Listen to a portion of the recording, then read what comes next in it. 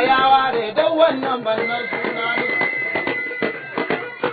Na ga abun mamaki a za ta akuya ya ne wannan bannan suna ne kai.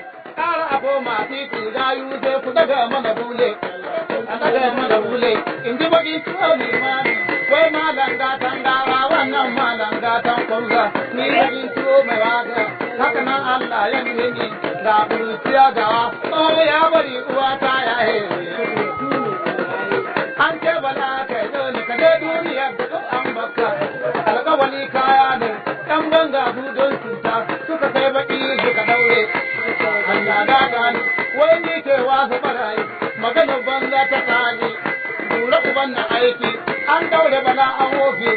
Sai ma kan an saka an daure ni an kyale. Kama mu hito sai gaji ana buga fata cikin gari aka yi ta aka ɗauki sabon mashin saura kawai a ɗauko rago kanmu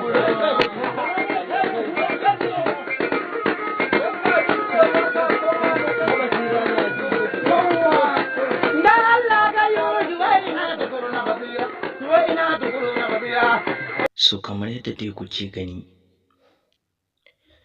ɗan bindiga Bello Turji ya tura saƙo zuwa ga al'ummar duniya ma gaba ɗaya, har zuwa kan mawakan ƙasar ta Najeriya kamar irin su Alhaji Dauda Kahu Turarara, wanda yake bayyana musu cewar a yanzu yana so a buga mai sabuwar waƙa wadda za a fito da shi ma sosai, kuma yana tura wannan saƙo ne zuwa ga shugaban mawakan ƙasar ta Najeriya Dauda Kahu Turarara, wanda har yanzu dai Dauda Kahu Turarara bai tufa albarkacin bakinsa ba, kuma ana tunanin dai tabbas wannan sako ya isa kunnen Dauda Kahu Turarara bayan wani faifan bidiyo da fitaccen dan bindigar Bello Turji ya saki, wanda yake bayyana cewa a yanzu dai ta kai cewa ya kamata a buga mai shi ma sabuwar waka.